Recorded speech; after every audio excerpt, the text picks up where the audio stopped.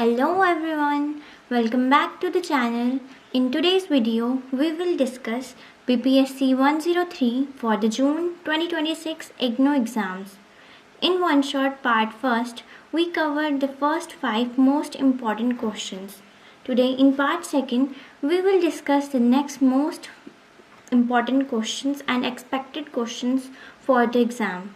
So let's get started. What is desert? Examine the different constituents and criteria of desert. Introduction. The concept of desert is mainly discussed in political philosophy and ethics. Desert means that a person deserves a particular reward, punishment, or a treatment because of their actions, qualities, or achievements. In simple words, people should get what they deserve based on what they have done. The idea of desert is closely related to justice and fairness. For example, a student who studies hard and scores high marks deserves appreciation and good grades. Similarly, a person who commits a crime deserves punishment according to the law.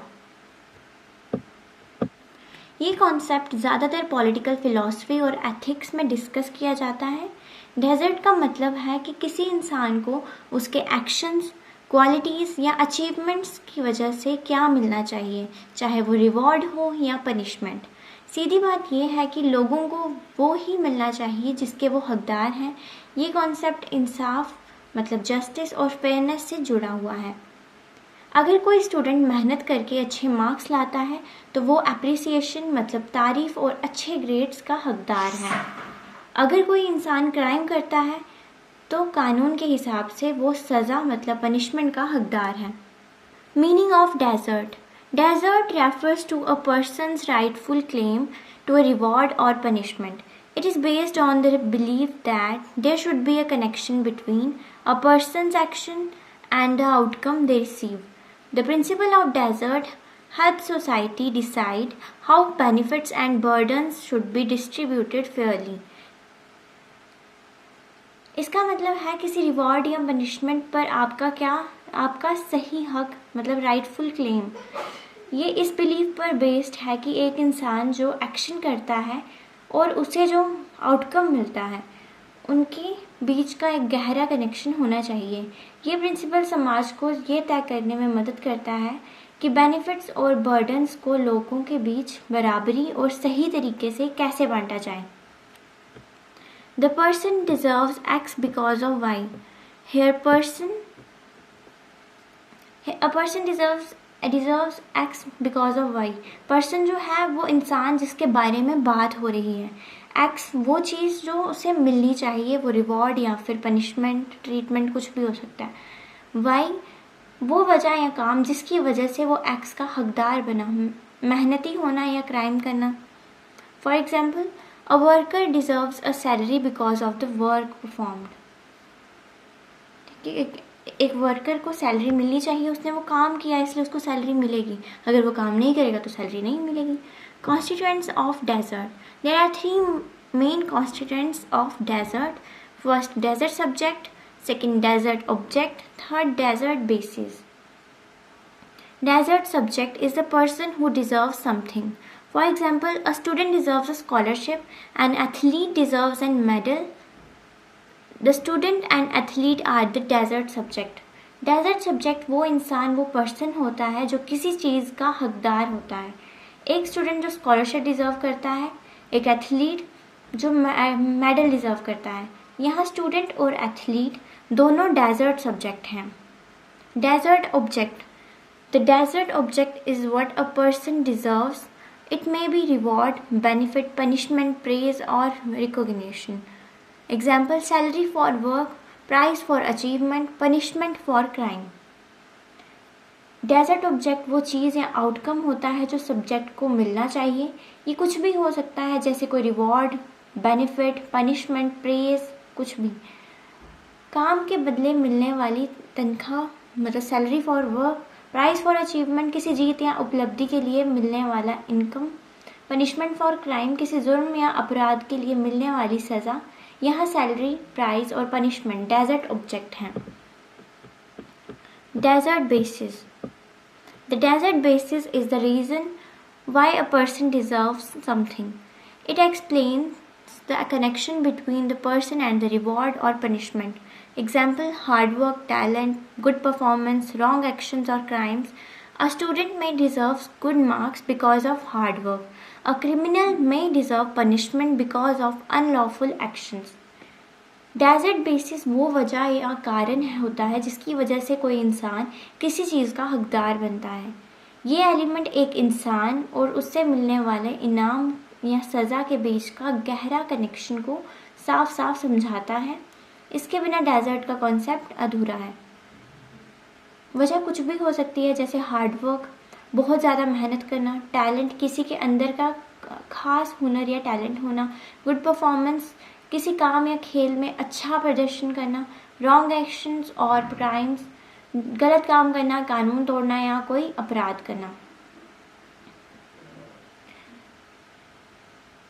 एक student अच्छे marks deserve करता है क्योंकि उसने hard work किया, ये desert basis है hard work. Criminal, एक अपराधी सज़ा डिज़र्व करता है क्योंकि उसने अनलॉफुल एक्शन किया, गलत काम किया, और ये अनलॉफुल एक्शन क्या है? Desert basis. ठीक है, अब ये तीनों की समरी अगर हम देखें, सब्जेक्ट क्या है, कौन डिज़र्व करता है, जैसे स्टूडेंट। ऑब्जेक्ट क्या है, क्या डिज़र्व करता है, जैसे गुड मार्क्स। बेसिस क्यों डिज़र्व करता है? क्योंकि उसने हार्ड वर्क किया। बेसिस क्या हो गया? Hard work. नेक्स्ट आ गया criteria desert. Criteria of desert. The criteria of desert are the standards used to decide whether a person deserves something. Criteria of desert. Criteria का मतलब वो स्टैंडर्ड्स या तरीके जिससे हम ये डिसाइड करते हैं कि कोई इंसान किसी चीज़ के लायक, मतलब डिज़र्विंग उसके है भी है या नहीं है। इसको 3 मेन क्राइटेरिया में डिवाइड किया गया है। 1 2 3 4 5 क्राइटेरिया में डिवाइड किया गया है। फर्स्ट है effort. Many people believe that effort is an important criteria of desert. Those who work harder deserve greater rewards. For example, a student who studies regularly deserve better results. An employee who work sincerely deserves promotion. बहुत से लोग मानते हैं कि effort सबसे ज़रूरी criteria है। जो इंसान जितनी ज़्यादा मेहनत, जितना ज़्यादा हार्ड वर्क करेगा, वो उतने ही बड़े रिवॉर्ड्स का हकदार होगा। एग्जाम्पल, एक स्टूडेंट जो रोज़ ध्यान से पढ़ता है वो अच्छे रिजल्ट डिज़र्व करता है। एक एम्प्लॉय जो ईमानदारी और लगन से काम करता है वो प्रमोशन डिज़र्व करता है। मेरिट और ability. Merit refers to talent, skill and capability. People with higher abilities often deserve recognition and rewards. A talented singer deserves appreciation.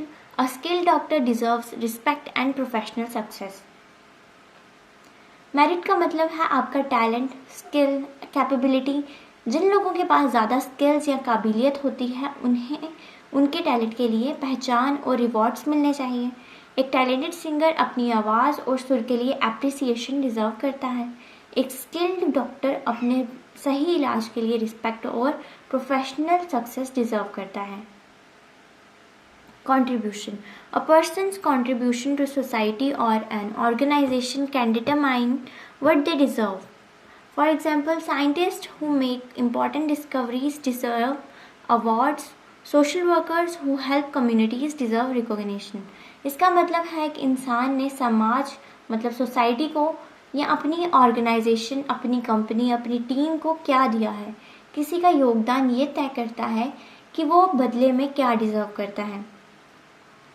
ठीक है, एक इंसान का अपनी सोसाइटी या किसी ऑर्गेनाइजेशन के लिए जो योगदान होता है वो ये तय करता है कि वो बदले में क्या डिज़र्व करेगा।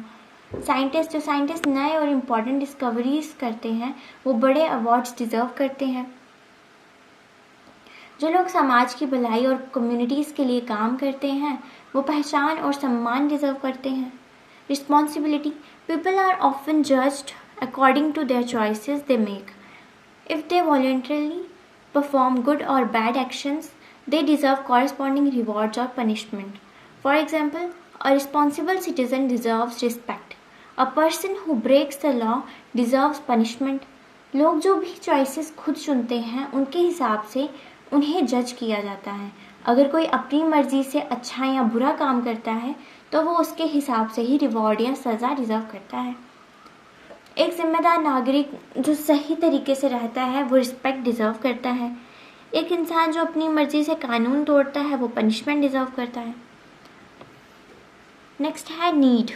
सम philosophers argue that need should also be considered when distributing benefits.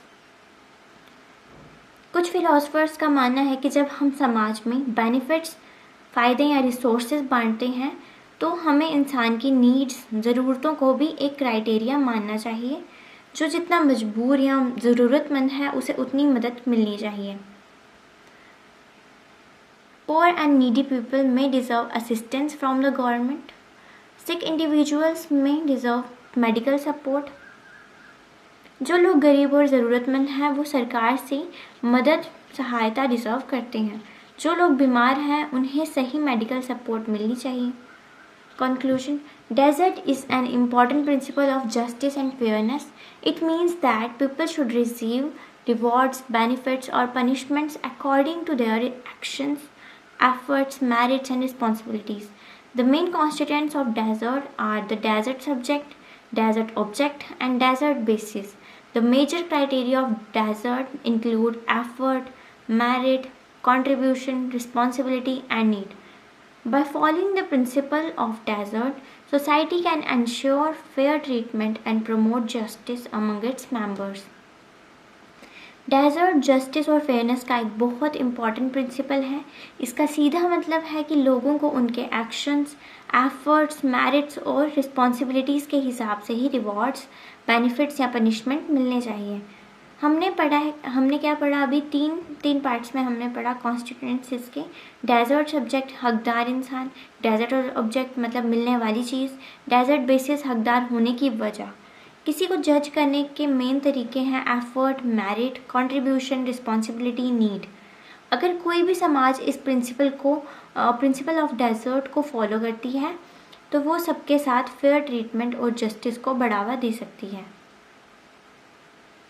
ठीक है, अब हमारा नेक्स्ट टॉपिक है critically analyse the debate between sameness and the difference in contemporary political theory. The debate between sameness and the difference is an important topic in contemporary political theory. It focuses on how people should be treated in society. Some thinkers believe that all individuals should be treated equally, regardless of their differences. This view is called sameness. Others argue that people have different identities, cultures, genders, and backgrounds, and these differences should be recognized and respected.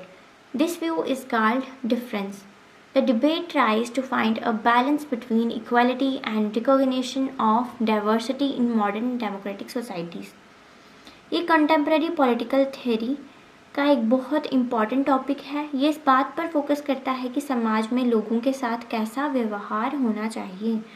कुछ thinkers का मानना है कि सभी लोगों को बिना किसी भेदभाव के बिल्कुल एक बराबर ट्रीट किया जाना चाहिए। इस सोच को सेमनेस कहते हैं। दूसरी तरफ कुछ थिंकर्स का मानना है कि हर इंसान की अपनी अलग आइडेंटिटी, कल्चर, जेंडर, बैकग्राउंड होता है, इसीलिए उनके इस डिफरेंस को समझना और उसकी रिस्पेक्ट करना ज़रूरी है। इस सोच को डिफरेंस कहते हैं। ये जो पूरी डिबेट है मॉडर्न डेमोक्रेटिक सोसाइटी में इक्वालिटी और डाइवर्सिटी के बीच एक बैलेंस बनाने की कोशिश करती है। The idea of sameness. The theory of sameness is based on the principle that all people are equal and should be treated in the same way. It supports equal rights, equal opportunities, and equal treatment before the law. The supporters of sameness believe that treating everyone equally helps reduce discrimination and promotes justice. For example, every citizen should have the same voting rights regardless of religion, caste, gender, or ethnicity. Liberal political thinkers strongly support this view. They argue that laws and policies should apply equally to all citizens. ये theory इस principal पर काम करती है कि सभी लोग बराबर हैं और उनके साथ एक जैसा व्यवहार होना चाहिए। ये तीन चीज़ों को सपोर्ट करता है। इक्वल राइट्स बराबर अधिकार, इक्वल अपॉर्चुनिटीज़ बराबर मौके, equal treatment before the law, कानून के सामने सब एक बराबर हैं। इस विचार को मानने वाले लोगों का कहना था कि जब हम सबको एक बराबर ट्रीट करेंगे तो इससे डिस्क्रिमिनेशन कम होगा और इंसाफ, जस्टिस बढ़ेगा। जैसे हर एक नागरिक को बराबर वोटिंग राइट मिलना चाहिए, चाहे उनका रिलीजन, कास्ट, जेंडर, एथनिसिटी कुछ भी हो। लिबरल पॉलिटिकल थिंकर्स इस सोच को सबसे ज़्यादा सपोर्ट करते हैं। उनका कहना है कि देश के लॉज और पॉलिसीज सभी सिटीजन्स पर एक बराबर लागू होनी चाहिए। नेक्स्ट है advantages of sameness. Promotes equality and fairness. ये समाज में बराबरी और इंसाफ को बढ़ावा देती हैं। Reduces discrimination based on identity.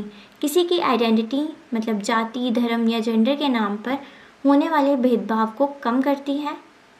Ensures equal rights and opportunities. सभी लोगों को एक जैसा अधिकार और आगे बढ़ने के बराबर मौके देता है। Strengthens national unity. जब देश में सबके साथ एक जैसा व्यवहार होता है तो देश की एकता मजबूत होती है। Criticism of sameness. Critics argue that treating everyone the same may ignore real social inequalities. Different groups face different challenges and equal treatment alone may not solve these problems. For example, women, minorities and disadvantaged communities may need special support to achieve genuine equality. Critics का मानना है कि सबको बिल्कुल एक बराबर treat करने से समाज की असली असमानता को इग्नोर कर दिया जाता है। अलग अलग ग्रुप्स के सामने अलग चुनौतियाँ होती हैं। सिर्फ एक जैसे कानून सबकी प्रॉब्लम सॉल्व नहीं कर सकता। वुमेन, माइनॉरिटीज़ को असली बराबरी दिलाने के लिए स्पेशल सपोर्ट जैसे रिजर्वेशन या हेल्प की ज़रूरत होती है। The idea of difference. The theory of difference emphasizes that people are not identical. They belong to different cultures, religions, genders, languages, and social groups. Therefore, their unique identities should be recognized and respected. Thinkers such as feminists and multiculturalists argue that equal treatment is not always enough. Some groups have faced historical discrimination and need special recognition and protection. ये theory मानती है कि सभी लोग बिल्कुल एक जैसे नहीं होते। हर इंसान के अलग culture, religion, gender, language, social group होता है। इसीलिए उनकी इस अलग पहचान को समझना और उसकी रिस्पेक्ट करना ज़रूरी है। फेमिनिस्ट और मल्टीकल्चरलिस्ट इन थिंकर्स का कहना था कि सिर्फ इक्वल ट्रीटमेंट काफ़ी नहीं है। जिन ग्रुप्स में हिस्टोरिकल डिस्क्रिमिनेशन झेला है उन्हें स्पेशल रिकॉग्निशन और प्रोटेक्शन मिलनी चाहिए। फिर आ गया example, reservation policies for disadvantaged group. पिछड़े वर्गों मतलब डिसएडवांटेज्ड ग्रुप्स जो हैं उनके लिए नौकरियां और एजुकेशन में आरक्षण। Protection of minority languages and cultures. Minority की भाषा और संस्कृति को बचाने के लिए कानून। Special rights for indigenous communities. आदिवासी या मूल निवासी समुदायों को उनकी ज़मीन और संस्कृति के लिए खास अधिकार देना। Advantages of difference. Recognises cultural and social diversity. ये समाज की सांस्कृतिक और सामाजिक विविधता मतलब डाइवर्सिटी को स्वीकार करती हैं। Protects minority identities. इससे माइनॉरिटी ग्रुप्स की अपनी अलग पहचान सुरक्षित रहती है।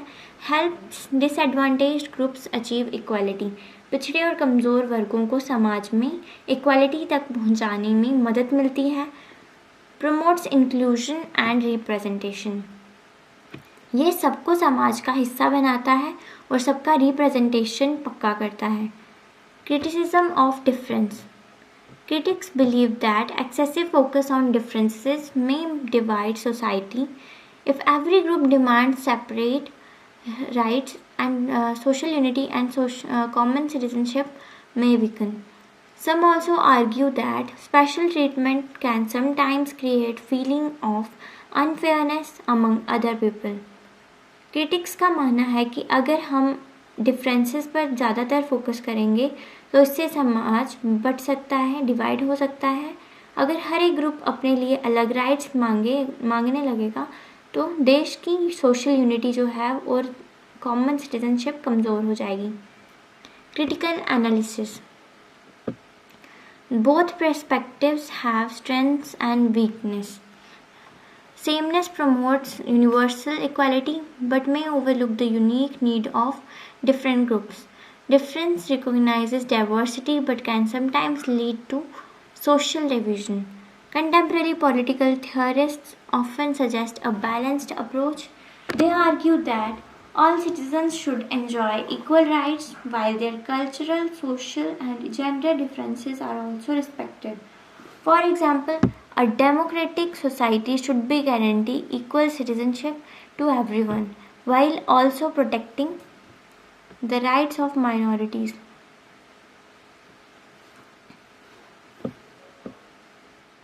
And marginalized groups. This approach combines equality with recognition. Modern democracies increasingly follow this middle path. They support equal legal rights while introducing policies that help disadvantaged groups participate fully in society. अगर हम किसी एक group को ज़्यादा special treatment या ख़ास अधिकार देते हैं तो बाकी के दूसरे ग्रुप्स में नाराज़गी या असमानता मतलब फीलिंग ऑफ अनफेयरनेस पैदा हो सकती है। दोनों ही पक्षों के अपने फ़ायदे और नुकसान हैं। सेमनेस यूनिवर्सल इक्वालिटी को बढ़ावा देता है लेकिन इससे अलग अलग ग्रुप्स की खास ज़रूरतें छूट जाती हैं।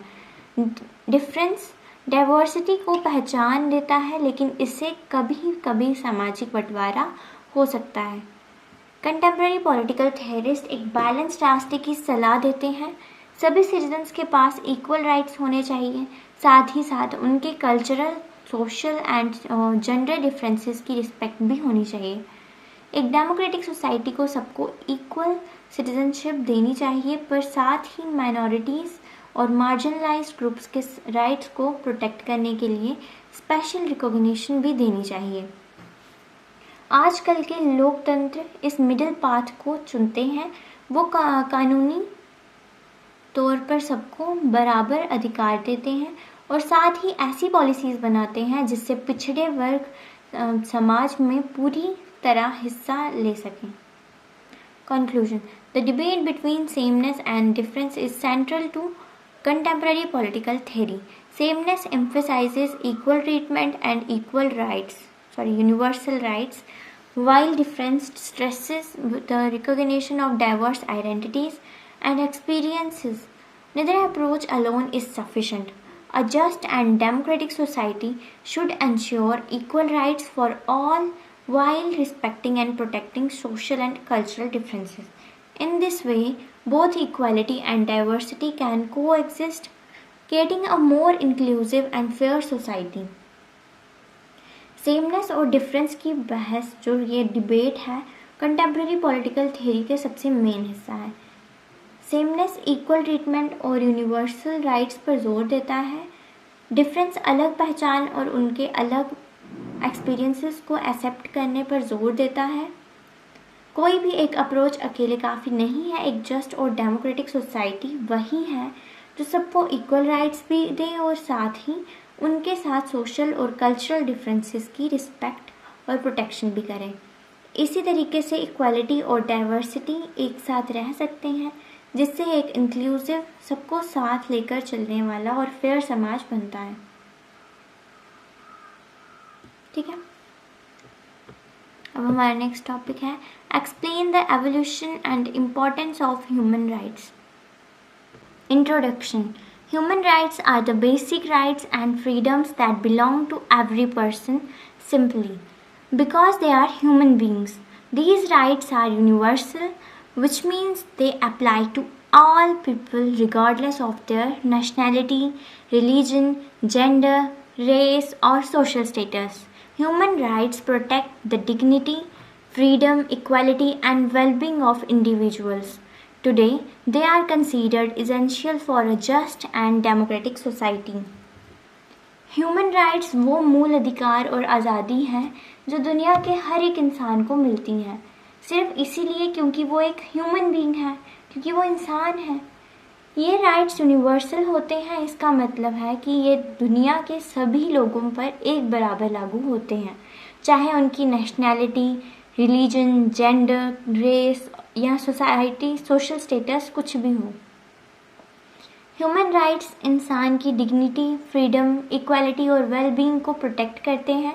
आज के समय में एक जस्ट और डेमोक्रेटिक सोसाइटी के लिए ये सबसे ज़रूरी माने जाते हैं। ह्यूमन राइट्स ये आइडिया एक रात में पैदा नहीं हुआ, ये कई सदियों, कई सेंचुरीज में धीरे धीरे डेवलप हुआ है। ठीक है। Ancient and medieval period. In ancient times, people believed that certain moral principles should guide rulers and society. However, rights were often limited to specific groups, and many problems such as slaves and women were excluded. Ancient times में लोग मानते थे कि कुछ नैतिक सिद्धांत, moral principles होने चाहिए जो रूलर्स और समाज को सही रास्ता दिखा सकें। हालांकि उस ज़माने में राइट्स सबको नहीं मिलते थे, ये सिर्फ कुछ खास ग्रुप्स तक ही लिमिटेड थे। पुराने समय में बहुत से लोगों को इन अधिकारों से बाहर रखा गया था, जैसे कि स्लेव्स और वुमेन्स को उनको कोई अधिकार नहीं दिया जाता था। ठीक है। A significant step in the development of human rights was the Magna Carta in 1215. It limited the powers of the king and recognized that even rulers must follow the law. This laid the foundation for the idea of individual rights. Human rights के विकास में Magna carta का बहुत बड़ा और महत्वपूर्ण कदम था। इसने England के राजा की ताकत को सीमित कर दिया और ये साफ किया था कि राजा को भी प्रजा कानून सबके लिए बराबर होनी चाहिए। इसने इंडिविजुअल राइट्स की बुनियाद रखी। मैग्ना कार्टा को लैटिन वर्ड में ग्रेट चार्टर कहते हैं। इस पर इंग्लैंड के किंग जॉन ने सिग्नेचर्स किए थे जब वहाँ के बैरन्स अमीर सामंतों ने उनके खिलाफ विद्रोह कर दिया था। इसके सबसे बड़ा कानूनी योगदान था ड्यू प्रोसेस ऑफ लॉ। ये कॉन्सेप्ट पैदा करना, यानी कानून के सही तरीके के बिना किसी को सज़ा नहीं दी जा सकती। Modern period. During the 17th and 18th century, philosophers such as John Locke argued that all individuals possess natural rights, including the rights to life, liberty, and property. Important political events further strengthened the concept of human rights. The American Revolution emphasized liberty and equality. The French Revolution promoted the principle of liberty, equality, and fraternity. These movements encouraged people to demand freedom and protection from unjust government. 17th और 18th century के दौरान John Locke जैसे बड़े philosophers ने कहा कि हर एक इंसान के पास जन्म से ही कुछ नेचुरल राइट्स होते हैं।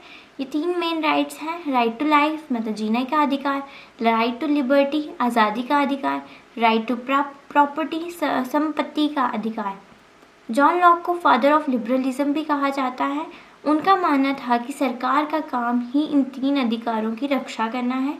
अगर सरकार ऐसा नहीं करती तो जनता को सरकार बदल देना का पूरा अधिकार होता है और बदल देना चाहिए। इस दौरान 2 मुख्य क्रांतियों ने ह्यूमन राइट्स को और मजबूत बनाया। द अमेरिकन रेवोल्यूशन, इसने लिबर्टी और इक्वालिटी पर सबसे ज़्यादा जोर दिया। द फ्रेंच रेवोल्यूशन, इसने दुनिया को 3 मुख्य प्रिंसिपल्स दिए: लिबर्टी, इक्वालिटी और फ्रेटर्निटी।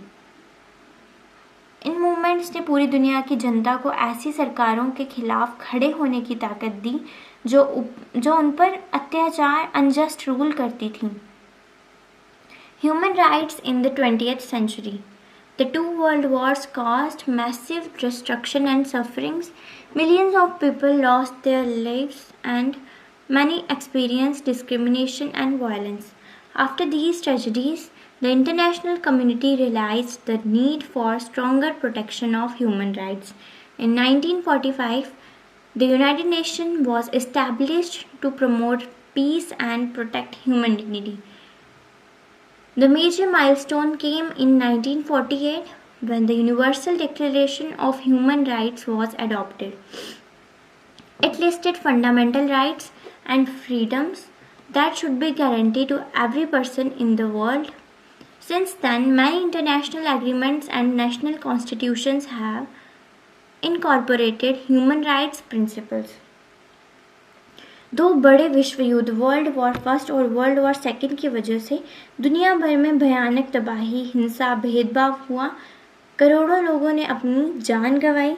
इस दुख के बाद पूरी दुनिया इंटरनेशनल कम्युनिटी को लगा कि अब ह्यूमन राइट्स को बचाने के लिए कुछ बहुत बड़ा और स्ट्रिक्ट करना पड़ेगा। यूनाइटेड नेशन की स्थापना 1945 में हुई थी। दुनिया में शांति बनाने रखने और मानव सम्मान ह्यूमन डिग्निटी की रक्षा के लिए 1945 में यूनाइटेड नेशन को बनाया गया था। सबसे बड़ा माइलस्टोन ह्यूमन राइट्स के इतिहास का सबसे बड़ा दिन 10 दिसंबर 1948 को आया, जब यूएन ने universal declaration of human rights UDHR को अपनाया। इसमें उन सारे मूल अधिकारों और आज़ादी की लिस्ट बनाई गई जो दुनिया के हर एक इंसान को गारंटी मिलनी चाहिए। यूडीएचआर के ड्राफ्ट्स को तैयार करने में सबसे बड़ा हाथ अमेरिका की farmer first lady Eleanor Roosevelt की थी। क्योंकि यूडीएचआर को 10 दिसंबर को अपनाया गया था, इसीलिए हर साल 10 दिसंबर को इंटरनेशनल ह्यूमन राइट्स डे मनाया जाता है। यूडीएचआर में टोटल 30 आर्टिकल्स हैं। ठीक है।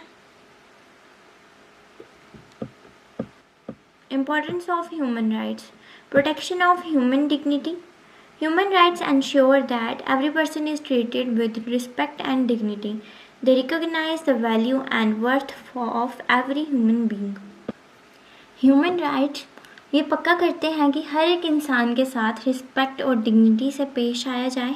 इसी बात को मानते हैं कि हर एक इंसान की अपनी वैल्यू और वर्थ होती हैं। Protection of equality. Human rights oppose discrimination based on religion, race, caste, gender, language, or nationality. They promote equal treatment and equal opportunities for all. Human rights हर तरह के डिस्क्रिमिनेशन का विरोध करते हैं, चाहे वो religion, race, caste, gender, language, nationality इन सब किसी के भी नाम पर हो। ये सबके लिए इक्वल ट्रीटमेंट और इक्वल अपॉर्चुनिटीज़ को बढ़ावा देते हैं। ये पॉइंट ये कह रहा है कि कानून और समाज की नज़र में सब बराबर हैं, किसी को भी उनकी जाति या जेंडर की वजह से पीछे नहीं धकेलना जा सकता और सबको पढ़ने और आगे बढ़ने का बराबर मौका मिलना चाहिए। नेक्स्ट आ गया protection of freedom. Human rights guarantee important freedoms such as freedom of speech, freedom of religion, freedom of movement, and freedom of expression. These freedoms allow individuals to live according to their choices. Human rights लोगों को कुछ बहुत ज़रूरी freedoms की guarantee देते हैं, जैसे freedom of speech and expression, अपनी बात कहने और विचार रखने की आज़ादी, फ्रीडम ऑफ रिलीजन, अपनी मर्जी का धर्म चुनने की और मानने की आज़ादी, फ्रीडम ऑफ मूवमेंट, कहीं भी आने जाने या घूमने की आज़ादी। ये आज़ादियाँ एक इंसान को अपनी मर्जी और चॉइसेस के हिसाब से अपनी ज़िंदगी जीने की पूरी छूट देती हैं, जब तक कि वो किसी और को नुकसान ना पहुँचाएं। Prevention of abuse of power. Human rights limit the power of governments and authorities. They protect citizens from unfair treatment, torture, arbitrary arrest, and other forms of injustice. Human rights सरकारों गवर्नमेंट्स और उनकी authorities की power को limit करते हैं। ये नागरिकों को किसी भी तरह के अनफेयर ट्रीटमेंट, टॉर्चर और आर्बिट्रेरी अरेस्ट से बचाते हैं। अगर ह्यूमन राइट्स ना हो तो सरकार या पुलिस अपनी ताकत का गलत इस्तेमाल करके किसी भी आम इंसान को परेशान कर सकती है। ये राइट्स नागरिकों के लिए एक सुरक्षा कवच की तरह काम करता है। नेक्स्ट है promotion of social justice. Human rights support access to education, healthcare, employment, and a decent standard of living. They help create a more fair and inclusive society.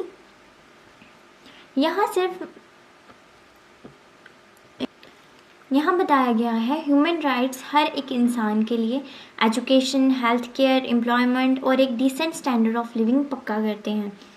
ये सभी मूल मतलब बेसिक ज़रूरतों को सब तक पहुंचाकर एक फेयर और इंक्लूसिव समाज बनाने में मदद करते हैं। इसका सीधा मतलब है कि समाज में कोई भी पिछड़ा या पीछे ना रहे और सबको आगे बढ़ने के लिए बराबर मौके मिले। Strengthening democracy. Democracy can function effectively only when people's rights are respected. Human rights encourage participation, accountability, and rule of law. Conclusion. Human rights have evolved through centuries of social, political, and intellectual development. From early ideas of justice to modern international agreements, the concept has become a cornerstone of democratic societies. Human rights are important because they protect human dignity, ensures equality, safeguard freedom, prevent abuse of power, and promote social justice. By respecting and protecting human rights, societies can create a peaceful, fair, and human world for everyone.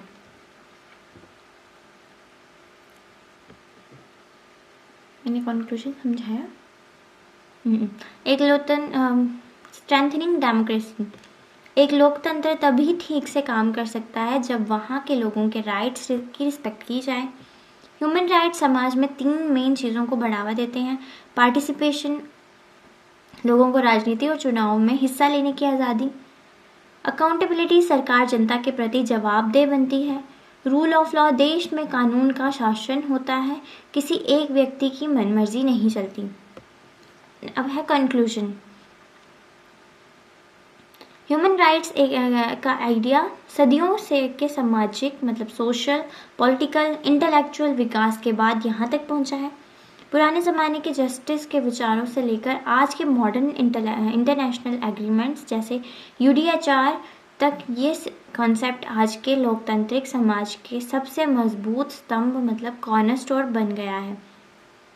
Human rights इसलिए ज़रूरी है क्योंकि ये human dignity को protect करते हैं, equality पक्का करते हैं, फ्रीडम की रक्षा करते हैं, अब्यूज़ ऑफ पावर या ताकतवर लोगों के अत्याचार को रोकते हैं, सोशल जस्टिस को बढ़ावा देते हैं। अगर हर एक समाज ह्यूमन राइट्स की इज्जत और रक्षा करेगा तो हम पूरी दुनिया में एक पीसफुल, फेयर और ह्यूमन मतलब इंसानियत भरा माहौल बना सकते हैं।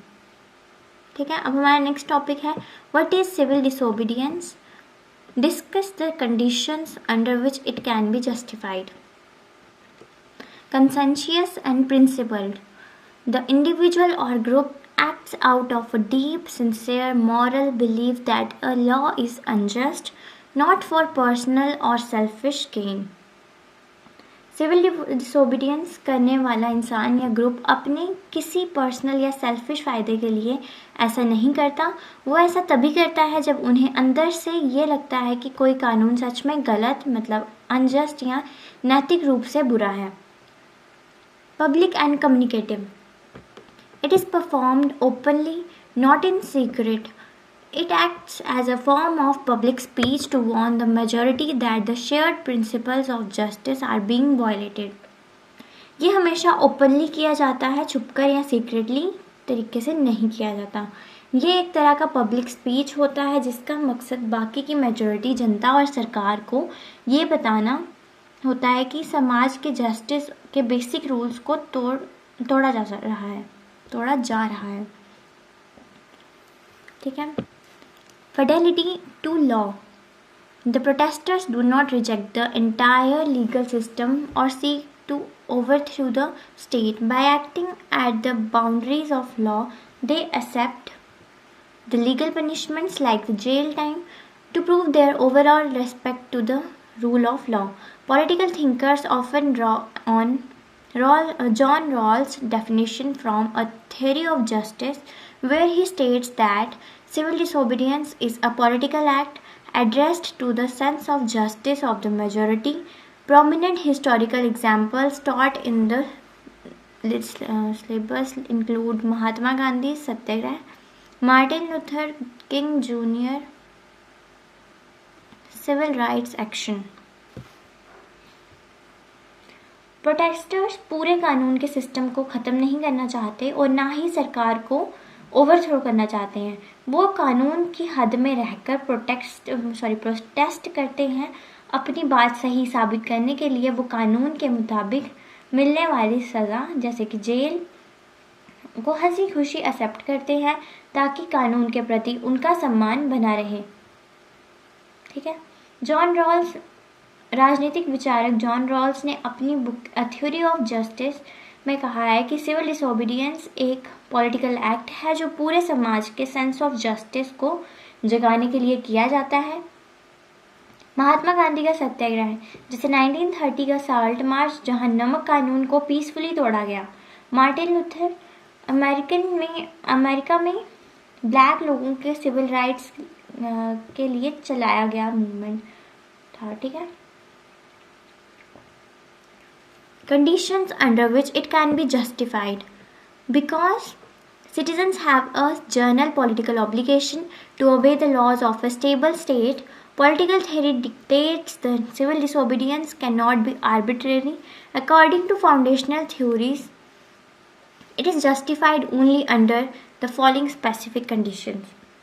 क्योंकि हर एक नागरिक की ये जिम्मेदारी होती है कि वो एक स्टेबल स्टेट के कानून को माने, इसीलिए सिविल डिसोबीडियंस हर कभी या मनमर्जी तरीके से नहीं किया जा सकता।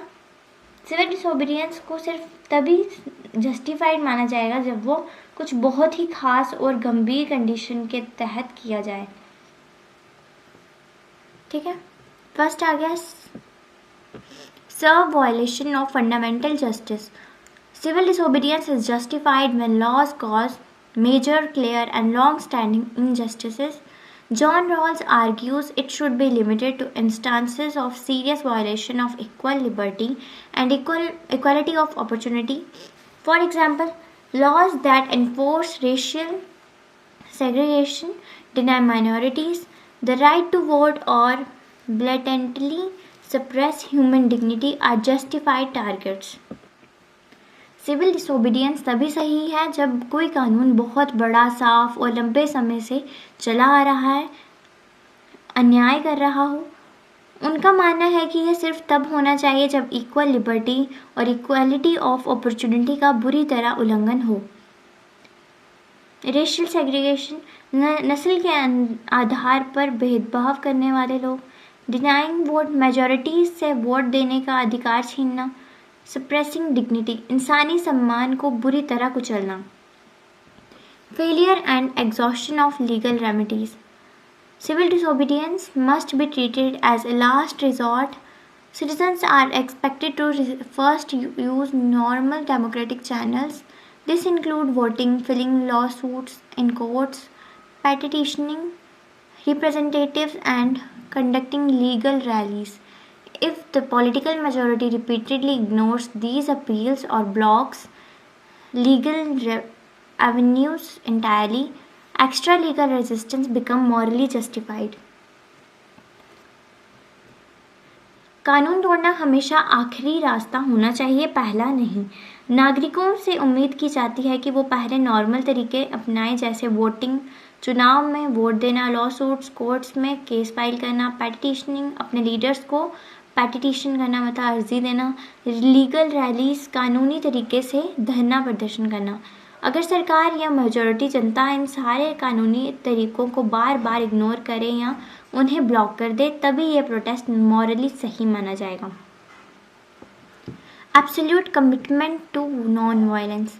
The resistance must remain strictly non-violent. Violence shifts public attention away from the unjust law and toward destructive behavior. In the framework of democratic stability, non-violence acts as a proof that the protesters are appealing to the community's conscience through persuasion, rather than forcing complaints through fear. Protest बिल्कुल peaceful और अहिंसक होना चाहिए। हिंसा करने से जनता का ध्यान अन्यायी कानून से हटकर तोड़फोड़ और नुकसान पर चला जाता है। अहिंसा इस बात का सबूत है कि प्रोटेस्टर समुदाय के ज़मीर मतलब कॉन्साइंस को जगाना चाहते हैं, ना कि डर पैदा करके अपनी बात मनवाना चाहते हैं। ये काम सबके सामने ओपनली होना चाहिए। Openness and acceptance of punishment. The action must happen in full public view with advance warning often given to the authorities. Crucially, protesters must willingly accept arrest and legal penalties. This willingness to suffer underscores the seriousness of their moral claim and shows the majority that the protest is grounded in justice, not lawlessness.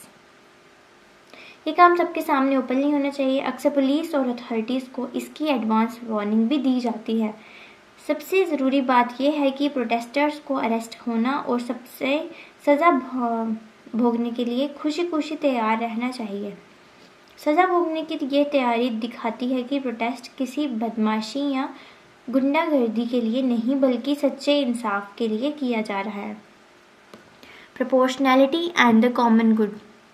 The disruption caused by civil disobedience must be proportional to the injustice being fought. Its ultimate goal must be the common good, improving the constitutional order and democratic equity, rather than advancing partisan interest or creating a total breakdown of social peace. Protest का तरीका problem के हिसाब से सही size का होना चाहिए और इसका आखिरी मकसद पूरे समाज की भलाई मतलब कॉमन गुड होना चाहिए।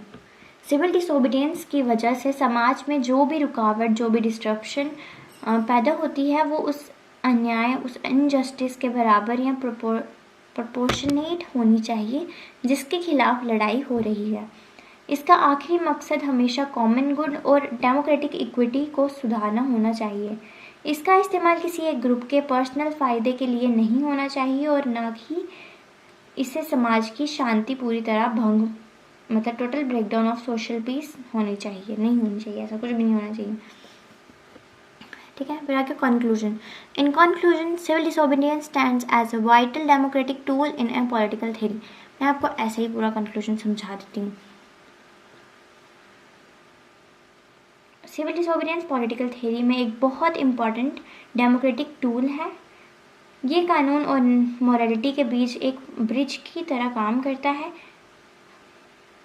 ये कोई गुंडागर्दी या कानून तोड़ने का ढंग नहीं है और ना ही ये कोई क्रांति या सरकार उखाड़ने के का तरीका है। ये सरकार और मेजॉरिटी के ज़मीर मतलब कॉन्साइंस को जगाने के लिए एक पीसफुल और प्रिंसिपल्ड कोशिश है। हालांकि अमेच्योर पर नागरिकों का फ़र्ज़ है कि वो कानून माने, पर यह फ़र्ज़ एब्सोल्यूट मतलब हर हाल में कंपलसरी नहीं है। अगर कानून हद से ज़्यादा अन्यायी हो जाए, जब सरकार बेहद ख़राब कानून लागू करे और आम लोकतांत्रिक रास्ते बंद कर दे, तब सिविल डिसोबीडियंस एक मॉरली जस्टिफाइड लास्ट रास्ता होता है, आखिरी रास्ता बन जाता है।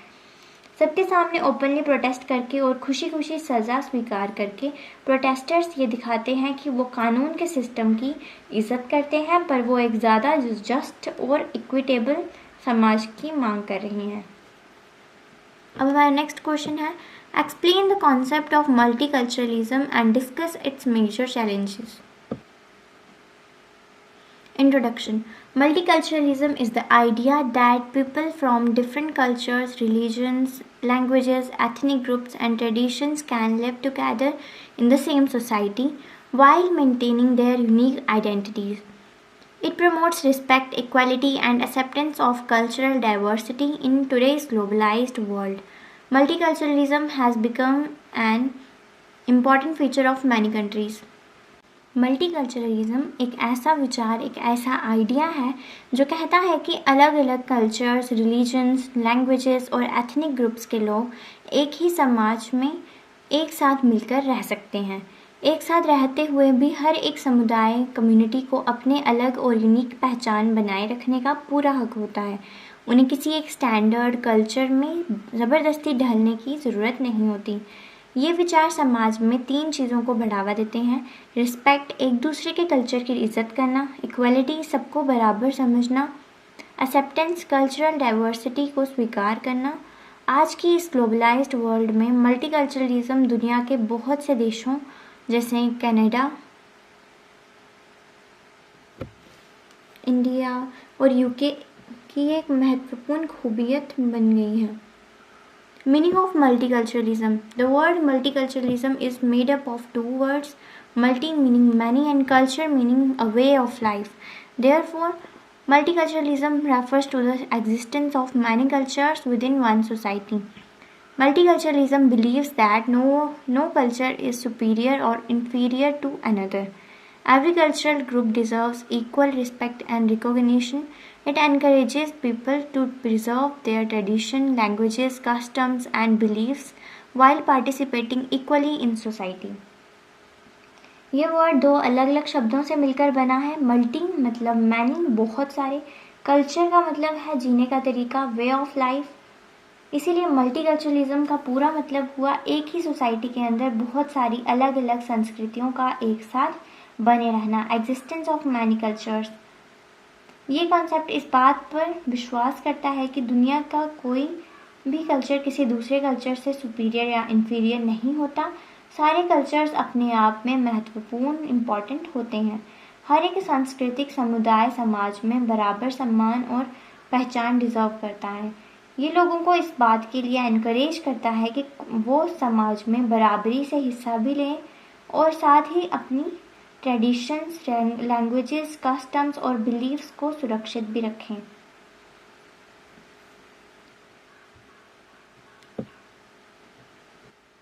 अब नेक्स्ट है, countries such as India, Canada and United Kingdom are example of multicultural societies because people from different backgrounds live together.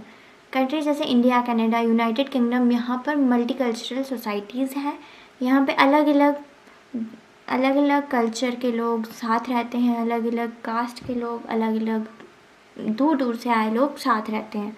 Features of multiculturalism: respect for diversity. इसका मतलब है कि हमें हर किसी के कल्चर, रिलीजियस और लिंग्विस्टिक डिफरेंसेस की इज़्ज़त करनी चाहिए। कोई भी कल्चर छोटा या बड़ा नहीं होता। इक्वलिटी: सभी कल्चरल ग्रुप्स को सोसाइटी में इक्वल ट्रीटमेंट और बराबर के मौके मिलने चाहिए, चाहे वो किसी भी बैकग्राउंड से हों। रिकॉग्निशन ऑफ आइडेंटिटी: हर इंसान को अपनी कल्चर आइडेंटिटी यानी अपनी पहचान को बरकरार रखने का पूरा हक है। उन्हें फोर्स नहीं किया जा सकता कि वो अपनी पहचान छोड़ दें या बदल लें।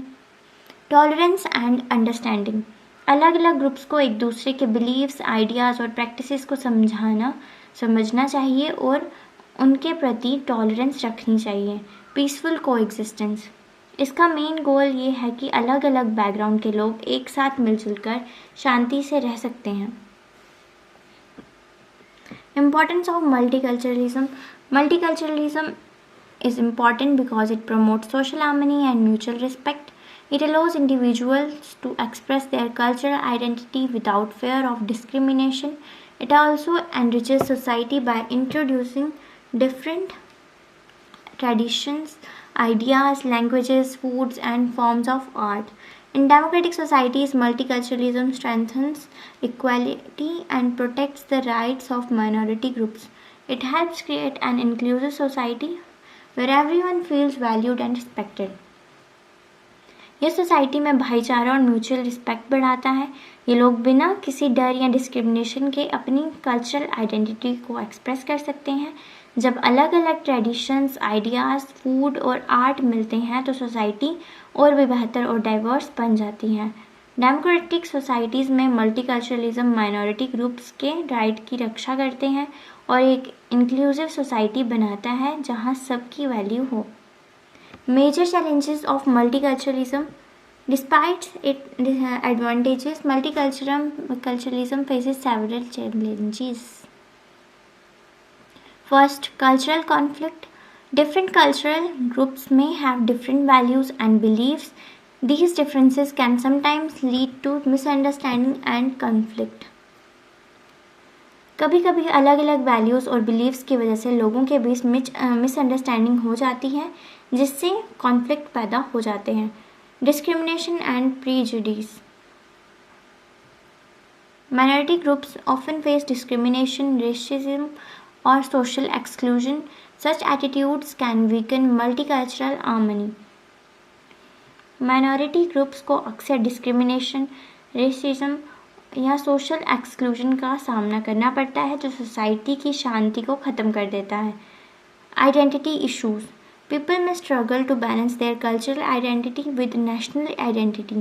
This can create confusion or feeling of isolation. कई बार लोग अपनी आइडेंटिटी को लेकर कंफ्यूज हो जाते हैं या उनमें लगता है कि उनकी पहचान खतरे में है। Social division. If cultural groups remain separated and do not interact with each other, society may become divided into different communities. अगर अलग अलग कल्चरल ग्रुप्स एक दूसरे से बिल्कुल अलग रहते हैं और आपस में इंटरेक्ट नहीं करते हैं, तो सोसाइटी छोटे छोटे अलग हिस्सों में बंट सकती है। इससे एक ही देश के अंदर अलग अलग आइसोलेटेड कम्युनिटीज़ बन जाती हैं जो आपस में कनेक्ट नहीं कर पाती। Religious tensions. Differences in religious beliefs can sometimes create disagreements and social tensions among groups. जब एक ही जगह पर अलग अलग रिलीजन्स के लोग रहते हैं तो उनके बिलीव्स और कस्टम्स अलग होते हैं। कभी कभी इन बिलीव्स का फ़र्क की वजह से लोगों में डिसएग्रीमेंट्स और सामाजिक तनाव पैदा हो जाते हैं। Political challenges. Government may find it difficult to create policies that satisfy the needs and interest of all cultural communities equally. सरकार के लिए ऐसी पॉलिसीज़ या नियम बनाना बहुत मुश्किल हो जाता है जो सभी कल्चरल कम्युनिटीज़ की ज़रूरतों और इंटरेस्ट को बराबर तरीके से सेटिस्फाई कर सकें। किसी एक ग्रुप के लिए बनाया गया नियम कभी कभी दूसरे ग्रुप को गलत लग सकता है।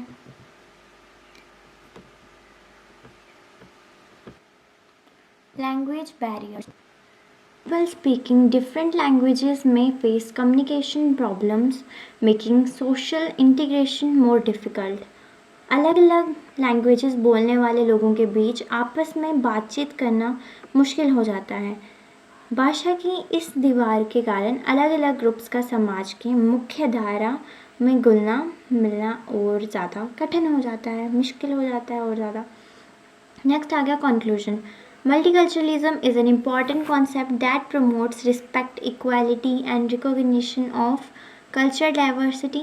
It allows people from different backgrounds to live together while preserving their unique identities. Although it faces challenges such as cultural conflict, discrimination, and social division, multiculturalism remains essential for building inclusive and democratic societies. Through tolerance, dialogue, and mutual respect, societies can overcome these challenges and benefit from cultural diversity. Multiculturalism एक बहुत ज़रूरी concept है जो समाज में respect, equality और cultural diversity को बढ़ावा देता है। ये अलग बैकग्राउंड्स के लोगों को अपनी पहचान बताते हुए एक साथ रहने की आज़ादी देता है। भले ही इसमें कई चुनौतियां हैं, कल्चरल कॉन्फ्लिक्ट्स और सोशल डिवीज़न हैं, फिर भी एक इंक्लूसिव, सबको साथ लेकर चलने वाली और डेमोक्रेटिक सोसाइटी बनाने के लिए ये बहुत ज़रूरी है। टॉलरेंस, डायलॉग और म्यूचुअल रिस्पेक्ट के ज़रिए समाज इन चुनौतियों को पार कर सकता है और कल्चरल डाइवर्सिटी का पूरा फ़ायदा उठा सकता है। की पॉइंट्स क्या हैं इसकी? मतलब क्या है, कई सारी संस्कृतियों का एक साथ मिलकर रहना, मतलब many cultures living together. Principles क्या हैं? समानता मतलब इक्वालिटी, विविधता मतलब डाइवर्सिटी पहचान रिकॉग्निशन, और सहनशीलता मतलब टॉलरेंस। इम्पोर्टेंस क्या है? सामाजिक तालमेल सोशल हार्मनी, माइनॉरिटीज़ की सुरक्षा और समाज के सांस्कृतिक विकास मतलब कल्चरल एनरिचमेंट। चैलेंजेस क्या है? सांस्कृतिक टकराव मतलब कल्चरल कॉन्फ्लिक्ट, भेदभाव मतलब डिस्क्रिमिनेशन, पहचान का संकेत मतलब आइडेंटिटी इश्यूज। सामाजिक बंटवारा मतलब सोशल डिवीजन। धार्मिक तनाव मतलब सोशल टेंशन। और भाषाओं के बेसिस पर जो रुकावटें आती हैं उसको कहते हैं लैंग्वेज बैरियर्स। ठीक है। इंडिया में मल्टीकल्चरलिज्म को प्रोटेक्ट करने के लिए आर्टिकल 29 और 30 दिए गए हैं, जो माइनॉरिटीज़ को अपनी भाषा, स्क्रिप्ट और कल्चर को प्रिजर्व करने का फंडामेंटल राइट देते हैं। भले ही भाषा और धर्म के भेद हों, पर अगर सरकार इंटरकल्चरल डायलॉग को बढ़ावा दे तो सारी चुनौतियों को हल किया जा सकता है। ठीक है। सो टीम, इसी के साथ हमने आज जितने भी इम्पॉर्टेंट क्वेश्चंस थे BPSC 103 के सब कंप्लीट कर लिए हैं। All the very best for your exam. Thank you so much and bye and take care.